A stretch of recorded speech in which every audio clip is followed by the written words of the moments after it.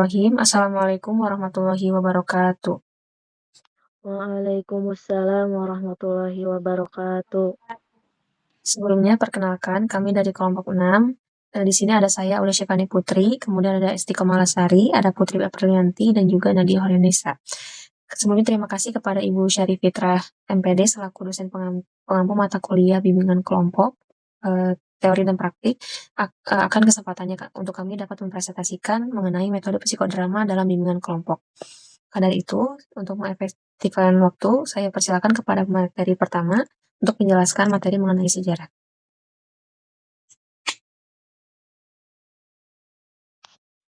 Baik, bismillahirrahmanirrahim. Sebelumnya, mohon maaf, tidak bisa on cam karena terkendala oleh jaringan. Nah, jadi teman-teman di sini aku bakal, ngebahas sedikit, tentang sejarah dari psikodrama. Nah, pada pertengahan tahun 1930-an, Moreno ini menciptakan psikodrama yang dikembangkan lebih lanjutnya oleh istri ketiga, yaitu oleh istri ketiganya, yaitu Zerka, Toman Moreno. Nah, dengan menyempurnakan berbagai teknik, baru terus dikembangkan hingga saat ini. Dalam arti luas bahwasannya, psikodrama ini tuh adalah suatu teknik, filsafat dan teori yang memang menjalin imajinasi, intuisi, tindakan fisik, dan berbagai perangkat dramatis untuk mengeksplorasi berbagai masalah psikologis.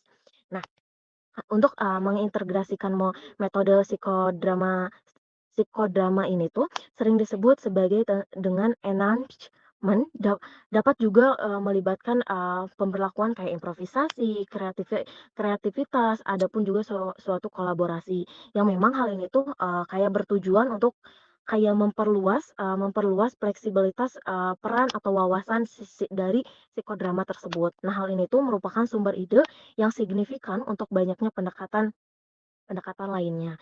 Nah, Moreno juga menyadari bahwasannya memang ada beberapa aspek pikiran yang memang tidak bisa diakses secara memadai melalui kata-kata. Ada juga, dia tuh berpendapat juga bahwasannya memang ada beberapa perasaan paling baik diekspresikan melalui adanya suatu tindakan, interpersonal, ataupun citra dari, suatu psikodrama tersebut. Nah, terus ada juga dia tuh, mengemukakan bahwasannya psikodrama ini tuh bisa disandingkan atau bisa disamakan dengan teater. Karena ini tuh bisa melibatkan suatu perasaan, mengeksplor pikiran, ataupun bisa mengekspresikan suatu mimik muka kita, ataupun berbagai, ataupun bisa bermain peran di dalam suatu, psikodrama tersebut, kayak gitu. Nah, boleh di next?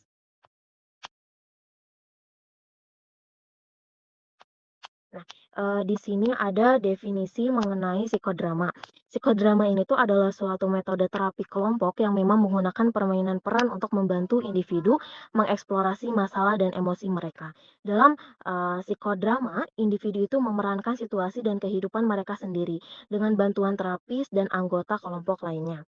Nah, eee di sini juga, Moreno juga, berpendapat bahwasannya ia percaya bahwa, psikodrama ini tuh merupakan suatu spontanitas atau adanya kreativitas, eee, itu tuh merupakan kunci untuk pertumbuhan pribadi dan perubahan sosial. Jadi psikodrama ini tuh menurut Moreno bisa saja, berlangsung dengan adanya suatu spontanitas tanpa adanya suatu latihan pun ini tuh bisa dilakukan, kayak gitu. Nah, oh oke, boleh di next, Aul. Nah, di sini tuh ada pendapat menurut beberapa ahli. Yang pertama itu ada menurut Moreno sendiri, bahwasannya beliau ini mengemukakan melihat psikodrama sebagai metode yang menyelidiki kebenaran melalui metode dramatis, di mana spontanitas dan kreativitas dilepaskan untuk membantu individu dalam mencapai katarsis dan wawasan baru yang tadi sempat dijelasin bahwasannya memang Moreno itu berpendapat dalam psikodrama ini tuh psikodrama ini tuh spontanitas ini tuh, bisa dilakukan karena walaupun, misalkan ada persiapan, tapi lebih baik spontanitas itu tuh didahulukan terlebih dahulu karena dengan begitu kita tuh bakal, bakal mengeksplor pengetahuan-pengetahuan baru tanpa adanya suatu latihan kayak gitu. Jadi spontan aja gitu dalam melakukan psikodrama tersebut. Nah, yang kedua ada menurut Adam. Nah, menurutnya yaitu menjelaskan bahwasannya psikodrama itu sebagai cara untuk belajar dan tumbuh melalui aksi spontan dan kreatif, di mana individu ini dapat mengekspresikan atau mengeksplor dunia batin mereka. Nah, Adam ini tuh sama pendapatnya dengan Moreno bahwasannya memang psikodrama ini tuh bukan baik digunakan, bisa saja digunakan dengan tidak adanya suatu latihan, tapi dengan adanya dengan melakukan, ya spontan aja gitu.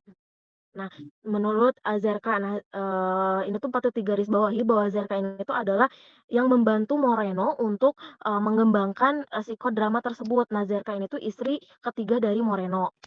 Nah, menurut Jerka, dia tuh menekankan bahwasanya peran psikodrama dalam membantu individu untuk mengeksplorasi peran dan hubungan mereka, mengembangkan spontanitas dan kreativitas serta mencapai integritas pribadi.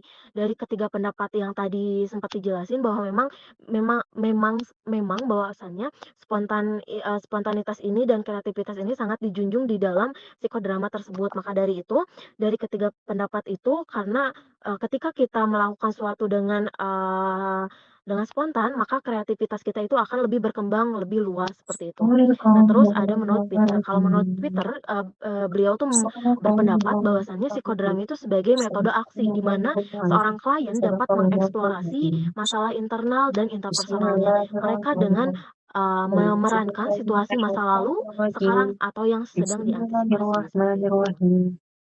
Next. Pemain tipulannya merusak aku.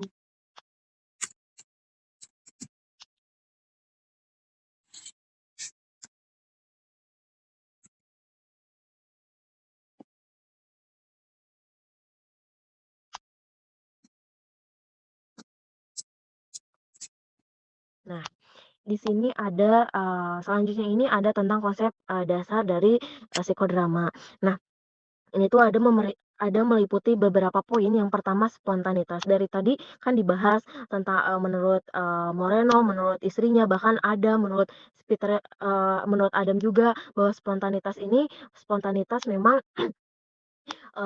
bisa digunakan di dalam psikodrama tersebut. Nah, spontan ini tuh, menekankan bahwa pentingnya yaitu untuk kemampuan bertindak dan bereaksi secara alami tanpa adanya suatu hambatan. Dalam psikodrama, individu ini tuh kayak didorong untuk, mereka tuh mengeksplor perasaan dan pikiran mereka tanpa adanya rasa takut dan kecemasan. Jadi di sini tuh spontanitas ini tuh dijunjung tingginya tuh karena untuk, mengeksplor berbagai suatu pemikiran individu agar mereka tuh bisa kreatif dalam, berpikir dan mereka tuh tanpa merasa adanya suatu takut, tekanan, dan kecemasan seperti itu. Nah, terus yang kedua ini ada suatu kreativitas. Nah, kreativitas juga ini tuh merupakan suatu kayak aspek penting dari psikodrama karena untuk, mendorong individu juga untuk kayak menggunakan imajinasi mereka,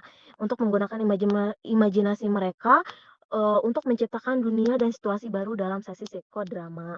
Kreativitas ini tuh, sangat berhubungan, erat dengan psikodrama karena dengan adanya suatu kreativitas di dalam suatu peran atau drama tersebut akan muncullah suatu peran yang, pasti bakalan, mendorong suatu, drama tersebut berhasil, seperti itu. Nah, terus ada keterhubungan.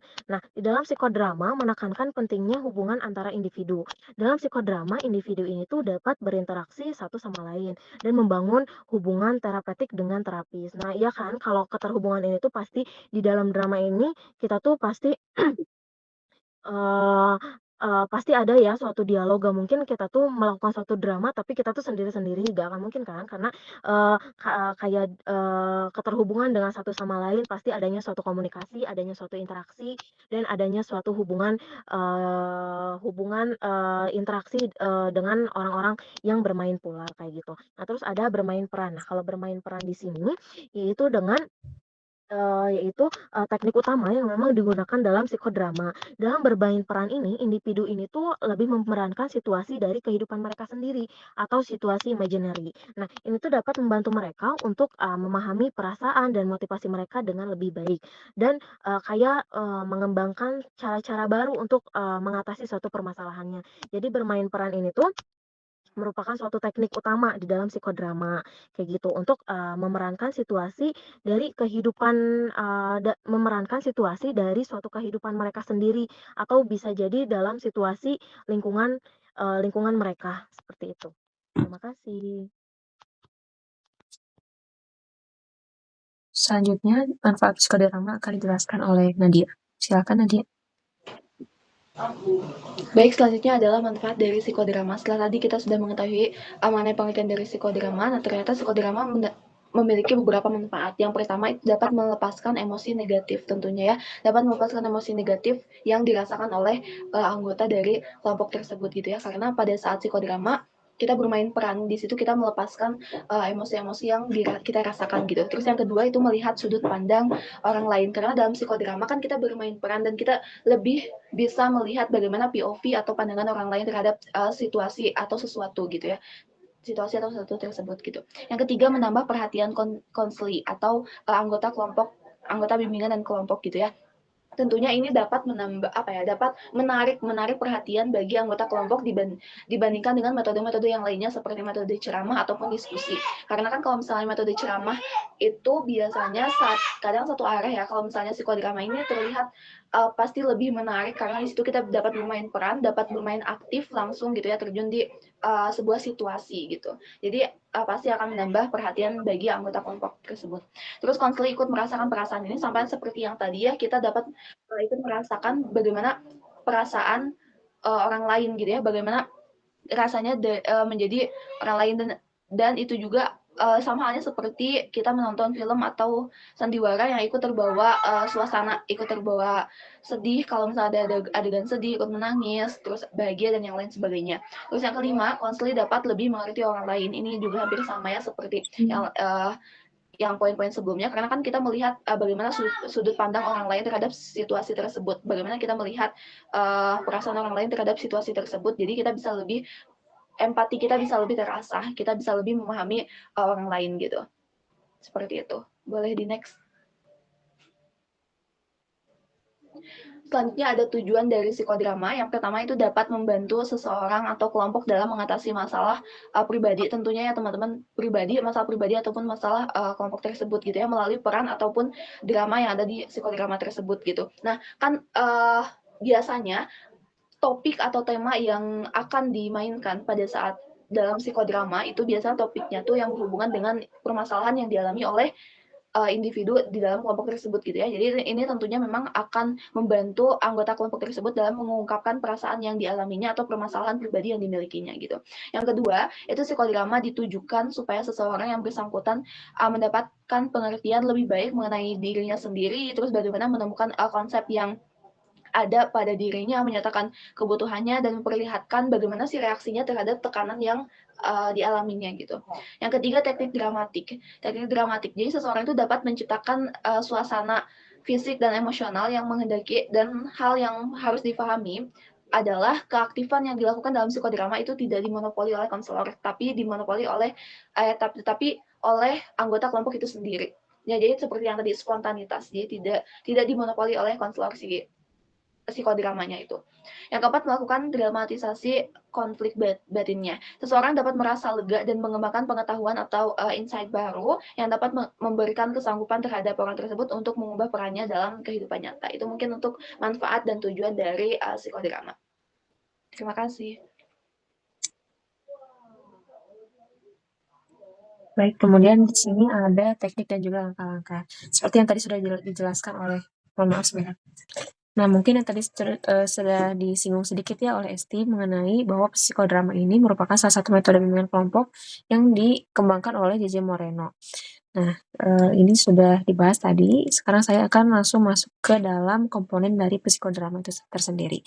Nah, seperti kita ketahui teman-teman bahwa dalam suatu drama gitu ya, atau kalau misalnya kita sedang menonton teater, tentunya dalam teater itu tidak semerta-merta ceritanya diceritakan kepada audiens, melainkan kita itu melihat sesuatu akan komponen-komponen pendukungnya, yang dimana nantinya setelah kita melihat komponen itu yang disatukan gitu kan, kita akan mendapat suatu pemahaman daripada drama itu. Nah, di sini ada komponen-komponen dari psikodrama itu tersendiri, yaitu yang pertama ada stage atau panggung.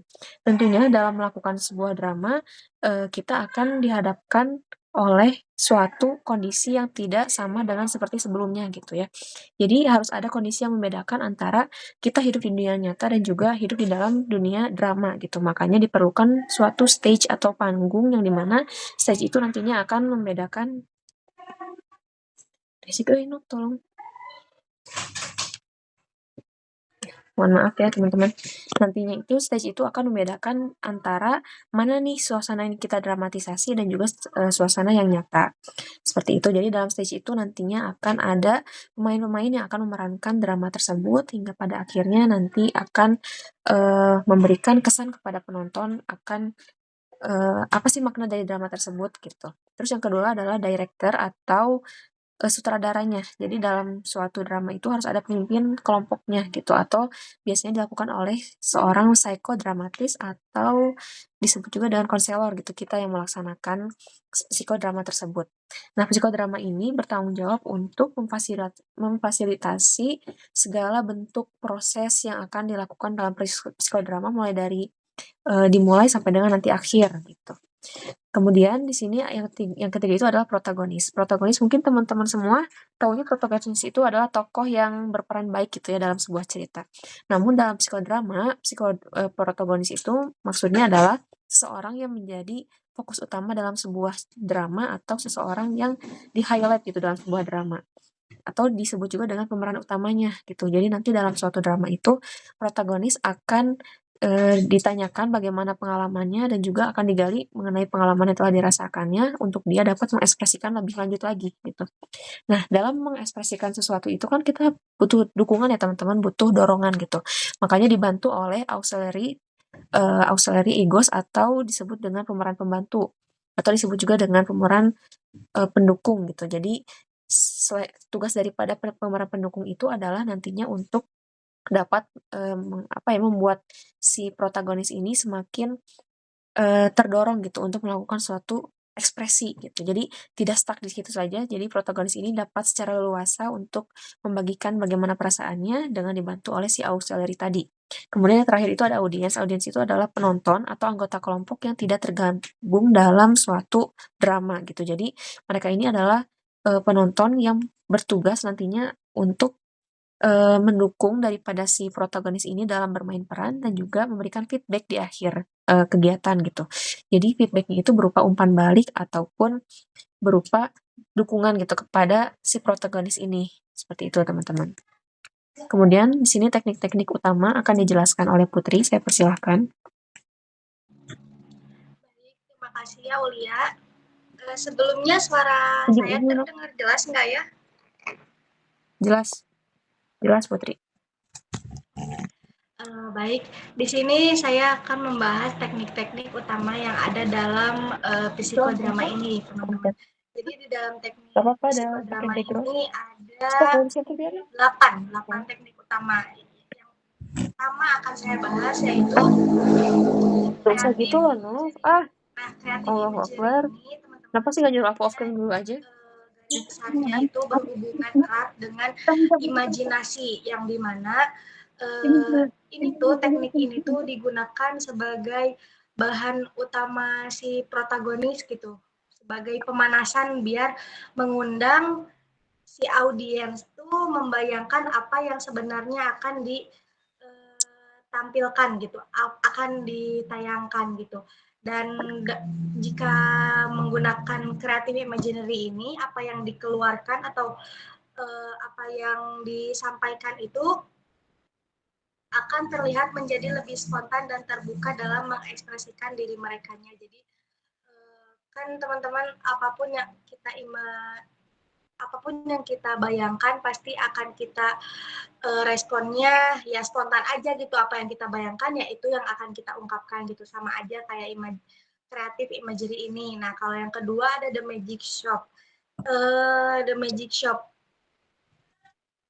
Shop ini ajaib karena konsepnya pada teknik ini si protagonis ini atau si titik fokus utama kita ini bisa istilahnya jual beli. Kenapa istilahnya jual beli? Jadi si protagonis ini tuh bisa menjual bisa membeli apa yang dia inginkan atau sifat positif yang dia inginkan dan menjual sifat buruknya gitu. Misal, aku ingin membeli sifat percaya diri dan aku ingin menjual sifat keraguan, ketakutan atau hal-hal negatif yang pokoknya apa yang menghambat diri si protagonis ini gitu. Jadi lebih ke teknik istilahnya pembelian gitu teman-teman. Terus selanjutnya ada sculpting.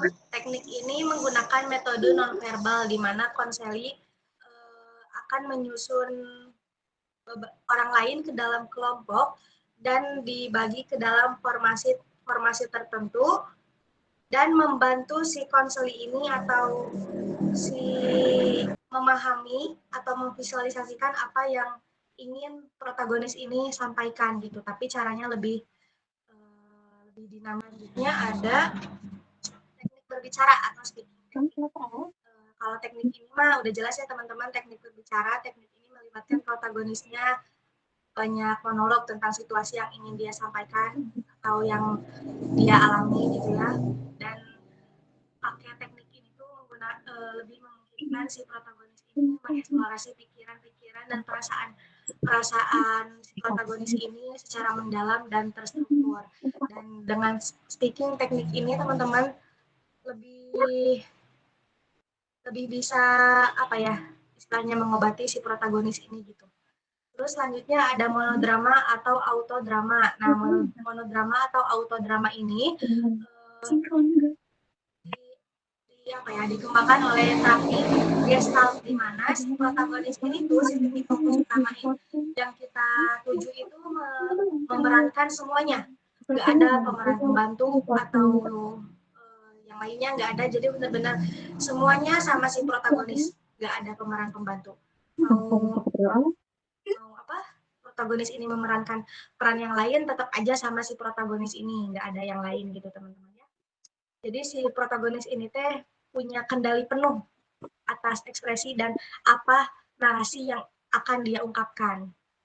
Terus yang kedua ada the double and multiple double technique. Di mana teknik ini melibatkan pemilihan aktor untuk mengambil peran ego protagonis dan membantu protagonis mengekspresikan perasaan mereka yang sebenarnya dengan lebih jelas. Jadi ibaratnya intinya si protagonisnya jadi ada dua, jadi lebih tergambarkan ke si audiensnya. Maksudnya tuh kayak gimana? Takutnya kalau sama protagonis satu aja nggak tergambar dengan jelas gitu. Jadi dibantu sama si protagonis kedua. Tapi bukan pemeran pembantu ya karena istilahnya si karakternya masih sama-sama aja, nggak beda. Jadi disebutnya protagonis kedua, double, multiple double. Nah, tapi kalau misalkan pengen pakai si protagonis kedua, harus ada persetujuan si protagonis yang pertama.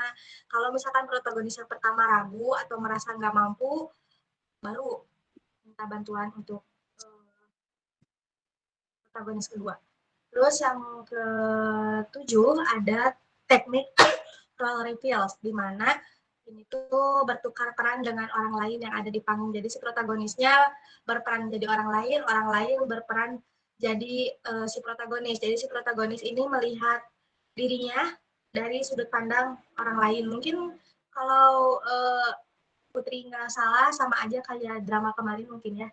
Kayak ngelihat orang lain dari sisi yang lain.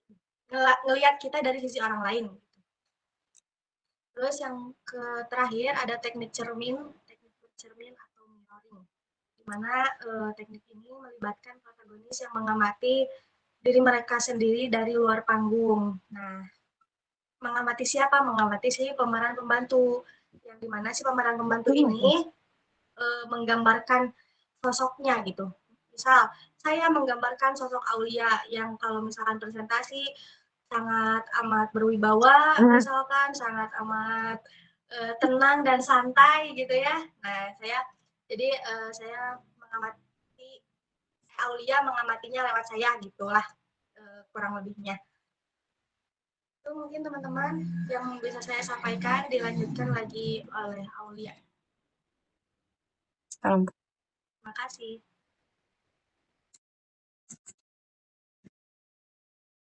Baik, terima kasih Putri. Kemudian sekarang kita masuk ke dalam, mohon maaf ini bukan teknik-tekniknya teman-teman, melainkan itu langkah-langkah atau tahapan-tahapan yang harus kita lakukan pada saat kita melaksanakan sebuah bimbingan kelompok psikodrama. Yang pertama tentunya ada tahap persiapan. Jadi pada tahap persiapan ini atau disebut dengan the warm up itu bagaimana caranya biar dari setiap anggota kelompok itu mereka saling mengenal terlebih dahulu. Setelah saling mengenal, mereka kan akhirnya akan terbangunlah hubungan interpersonal masing-masingnya gitu.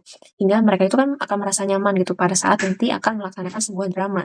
Nah, teknik atau tahap persiapan yang pertama ini dilakukan untuk mereka nanti tuh agar dapat berpartisipasi secara aktif dan juga mereka dapat melakukan sebuah drama itu secara spontanitas gitu teman-teman. Nah kalau misalnya kita udah nyaman dalam suatu kelompok kan kita pasti akan nyaman juga gitu untuk berekspresi segala hal gitu.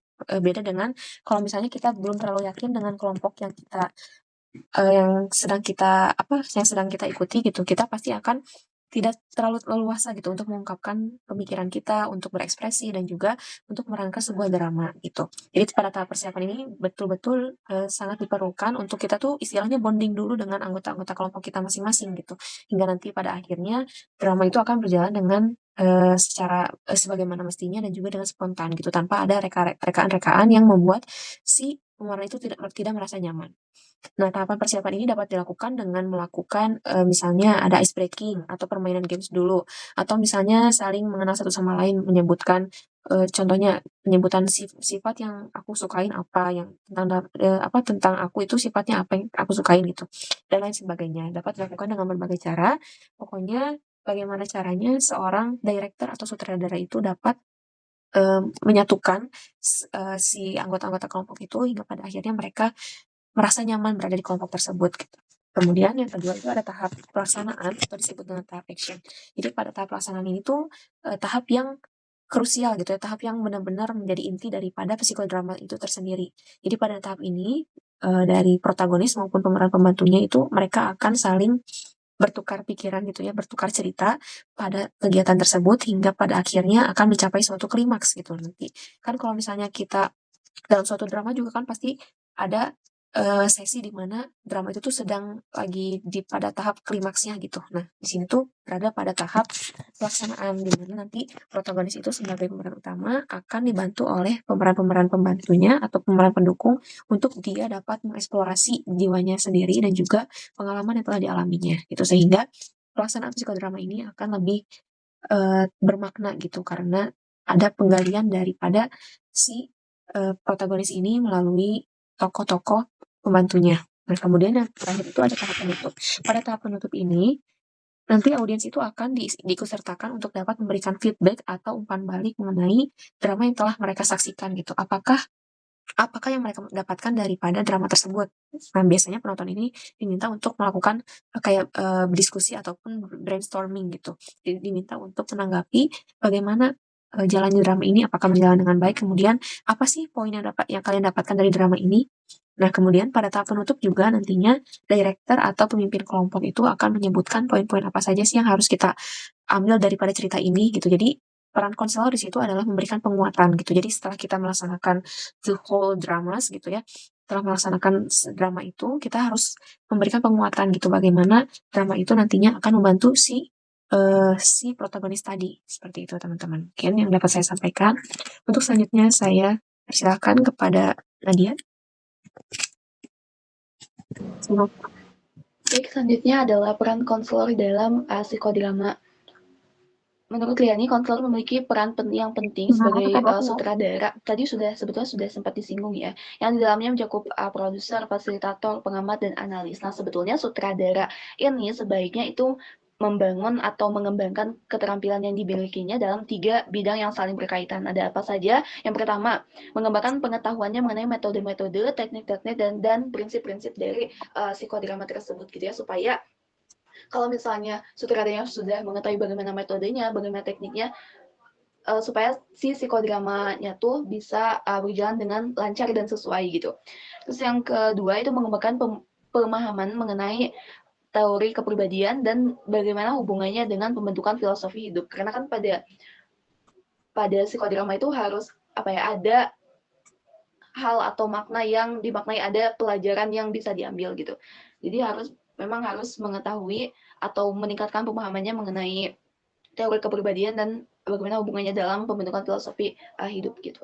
Terus yang ketiga, kematangan dan perkembangan kepribadian dirinya sendiri, karena sutradara itu sebetulnya diharapkan memiliki kemampuan dalam bidang pokok seperti psikologi umum atau psikologi umum, humanistik, proses kelompok, komunikasi verbal, dan non-verbal. Terus yang keempat, sutradara itu memiliki peran dalam menyelenggarakan tugas-tugas seperti apa, contohnya misalnya memimpin saat melakukan pemanasan, mendorong dalam mengembangkan kepercayaan diri, serta spontanitas dalam menetapkan struktur, supaya protagonis atau tokoh utama tadi dapat mengidentifikasi dan bermain peran berdasarkan pokok pikiran yang signifikan dalam hidup mereka, dan supaya dapat melindungi konflik dari pengaruh orang lain dan membawakan bentuk pengertian dalam sesi kelompok. Ini sebetulnya dari yang tadi juga sudah sempat disinggung ya, sudah sempat dibahas. Nah, dalam penyelenggaraan tugas tersebut dengan benar, sutradara atau konselor itu sebaiknya sudah berpengalaman dalam melakukan psikodrama ini, atau setidaknya telah mendapatkan pengawasan langsung dari sutradara yang lain yang memang lebih berpengalaman gitu. Dan secara keseluruhan, sutradara yang efektif itu memiliki 3 kualitas. Ada apa saja? Yang pertama itu ada kreativitas, ada karisma, dan dorongan. Nah, karena seseorang dengan kualitas seperti itu, dengan 3 kualitas tadi, itu akan berani dalam mengambil resiko dalam membantu konseling untuk mencapai tujuannya gitu. Seperti itu. Boleh next. Selanjutnya akan disampaikan oleh teman saya. Baik, terima kasih Nadia. Sebelum ke penutup, setelah teman-teman yang lain membahas isi-isi dari psikodrama ini, kita harus tahu kelebihan dan kekurangan yang dimiliki oleh Putri, mohon maaf, suaranya kurang kedengaran. Coba di mute terus di unmute lagi. Baik, terima kasih Aulia. Jadi teman-teman, setelah kita mengetahui teknik psikodrama ini, isinya apa, tekniknya apa, komponennya apa saja, kita juga harus mengetahui kelebihan dan kekurangan yang dimiliki oleh si psikodrama ini, teman-teman. Jadi kelebihannya yang saya highlight adalah yang pertama, si psikodrama ini bisa meningkatkan pemahaman diri seseorang. Seseorang di sini itu maksudnya si protagonisnya ya teman-teman. Karena bisa membantu si protagonis ini memahami pikiran, memahami perasaan, dan menjadi memiliki motivasi lebih baik lagi gitu. Dan si protagonis juga bisa jadi memiliki kesadaran diri tentang pola perilaku dan reaksi emosional yang dia miliki gitu ya teman-teman. Dan jadi bisa lebih ke introspeksinya lebih tinggi gitu. Dan selanjutnya kelebihan yang kedua, ada si protagonis ini bisa mengembangkan keterampilan coping stresnya, di mana bisa melatih individu untuk menghadapi stres dan tantangan dengan cara yang lebih sehat gitu, karena bisa meningkatkan kemampuan untuk memecahkan masalah dan membuat keputusan, dan bisa beradaptasi dengan suatu perubahan. Nah, terus kekurangannya di mana? Kekurangannya ini mungkin teman-teman di saat pelaksanaan psikodramanya bisa saja peran pendukung yang lain atau bahkan si protagonisnya itu sendiri tidak bersungguh-sungguh gitu, atau tidak kurang serius dalam mengikuti sesi psikodramanya, karena ya banyak alasannya, bisa saja bosan atau tidak tertarik dengan topik yang akan dibawakan gitu ya. Makanya bisa menghambat proses psikodrama ini. Nah, tapi di sisi kurangnya kesungguhan bisa juga dari beberapa individu yang akan tampil, ibaratnya yang memiliki rasa malu saat memainkan peran, karena gak semua orang bisa tampil di depan umum gitu kan, ada beberapa orang yang inginnya di belakang layar gitu, apalagi mereka yang gak terbiasa dengan kegiatan-kegiatan performa. Mungkin segitu Aulia yang bisa saya sampaikan, saya serahkan kembali. Terima kasih. Baik, selanjutnya saya persilakan kepada Nadia untuk membacakan implikasi.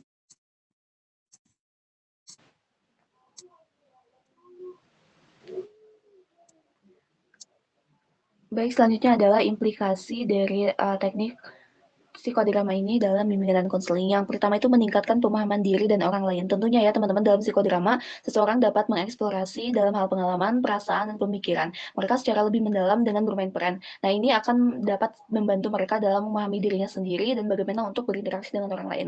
Yang kedua itu meningkatkan keterampilan interpersonal yang dimiliki. Melalui psikodrama yang dilakukan, tentunya kita dapat mengembangkan keterampilan interpersonal seperti asertivitas, empati, dan komunikasi tentunya. Melalui permainan peran tadi, itu kita tuh dilatih untuk berinteraksi dengan orang lain dalam berbagai situasi yang ada dan belajar untuk mengungkapkan perasaan dan kebutuhan mereka secara konstruktif.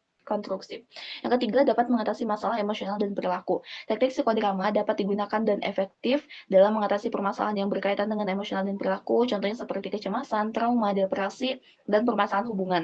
Nah, dengan melakukan eksplorasi masalah dalam konteks yang aman dan suportif, seseorang dapat belajar mengenai seperti apa sih akar permasalahan yang mereka hadapi dan bagaimana strategi atau cara efektif untuk mengatasinya. Yang keempat, mampu meningkatkan kreativitas dan spontanitas seperti yang tadi sudah disampaikan oleh Esti. Melalui psikodrama, seseorang dapat meningkatkan kreativitas yang dimilikinya karena kan mereka bermain peran dan melakukan improvisasi, dan ini akan membantu mereka untuk lebih terbuka lagi terhadap pengalaman baru dan fleksibel terhadap cara berpikir dan bertindak.